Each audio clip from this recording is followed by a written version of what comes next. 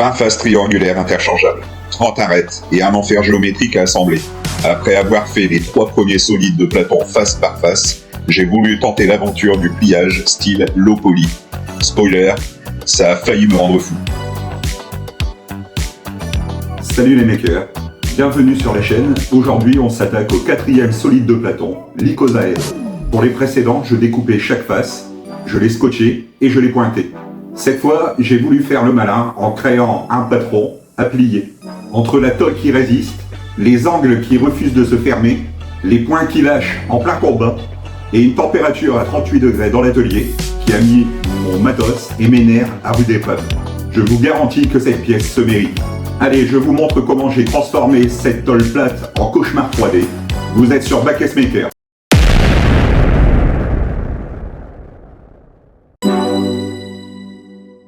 Tout commence comme toujours sur AutoCAD. Pour obtenir un icosaèdre régulier par pliage, il faut développer un patron précis en 2D. Chaque triangle doit être strictement équilatéral.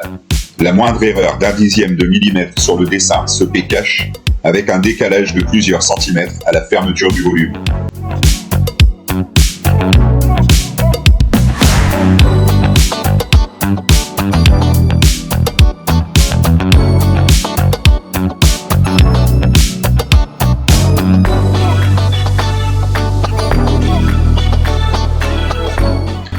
Une fois le squelette validé, passage à l'impression à l'échelle 1.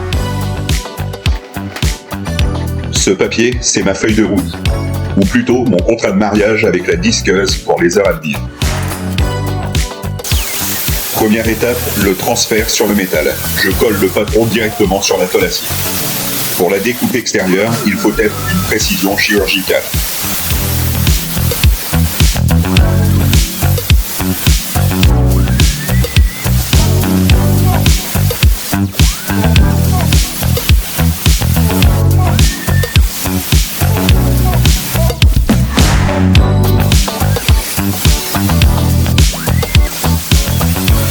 Pas le droit d'entamer les sommets.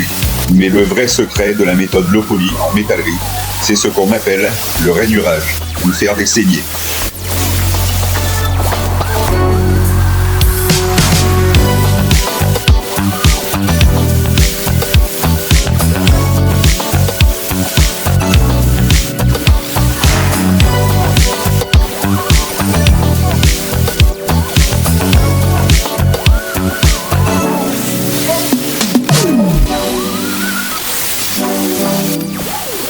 Avec un disque à meuler fin, je viens marquer et creuser légèrement chaque arête intérieure.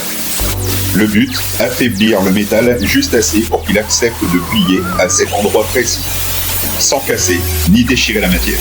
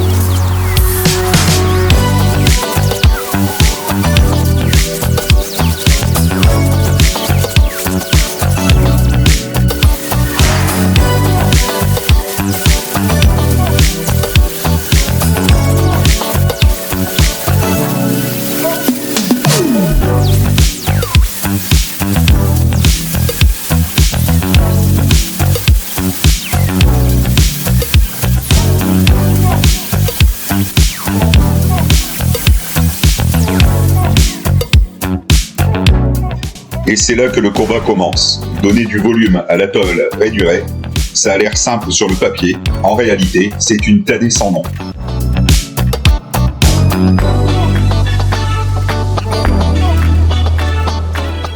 Dès que vous pliez d'un côté, le triangle d'à côté se déforme. L'acier a une mémoire élastique. Il veut reprendre sa forme d'origine. Il faut forcer, frapper, brider, maintenir sous contrainte.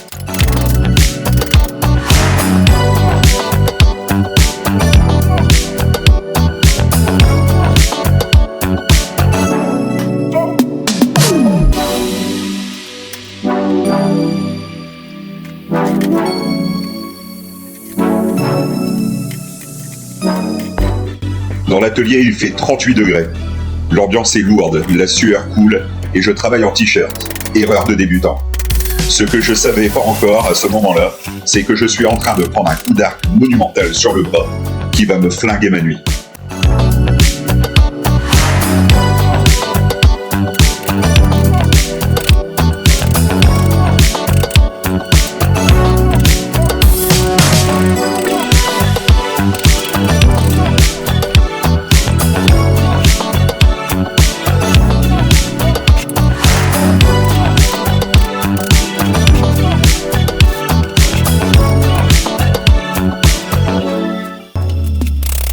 Je commence à pointer pour verrouiller les angles. Et là, le drame. Sous la tension énorme de la tôle, un point de soudure claque en plein milieu du process. Tout s'ouvre. Il faut tout reprendre, repousser le métal, retrouver la correspondance des sommets, une vraie séance de musculation et de patience.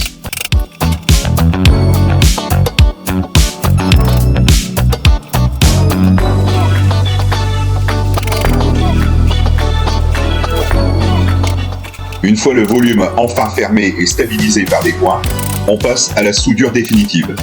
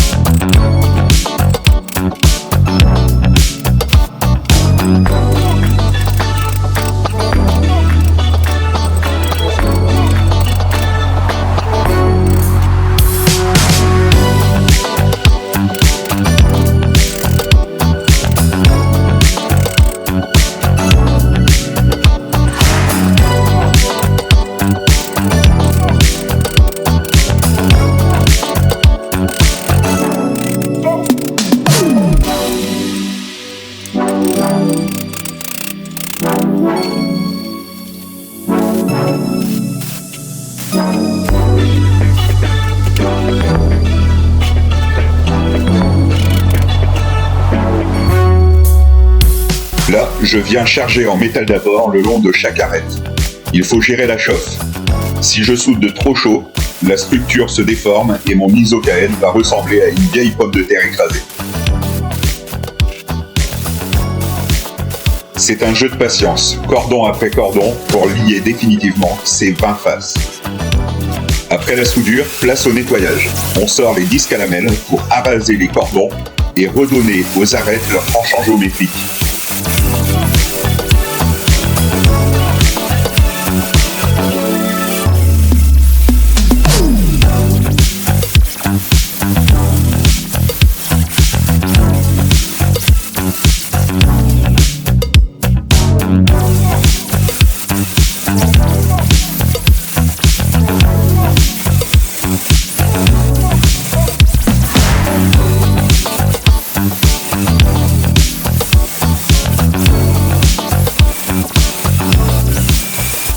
C'est long, c'est bruyant, mais c'est là que la magie opère et que le bloc de métal devient sculpture.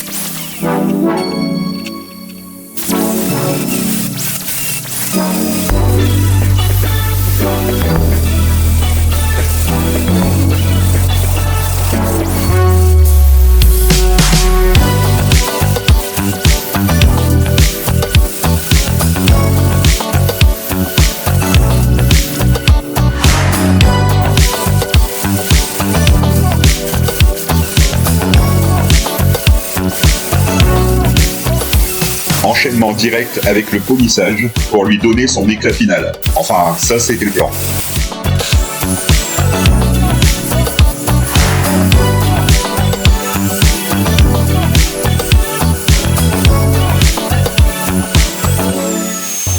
Parce qu'avec les 38 degrés dans l'atelier, la caméra a simplement dit stop. Surchauffe de l'appareil, l'enregistrement se coupe net. Même le matos a capitulé avant le bonhomme.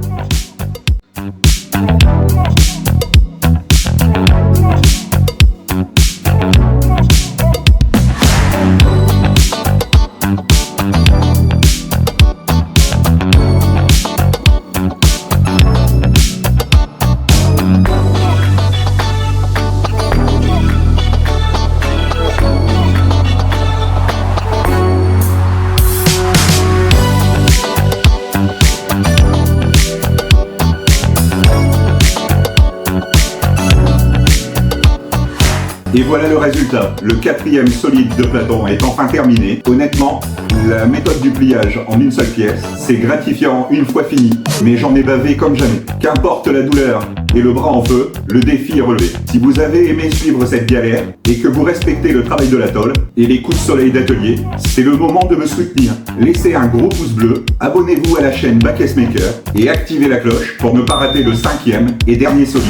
Et dites-moi en commentaire si vous auriez tenté le pliage ou si vous seriez resté sur la méthode face par face. Prenez soin de vous, sous découvert et à la prochaine pour un prochain défi. C'était Bacchus Maker, à bientôt.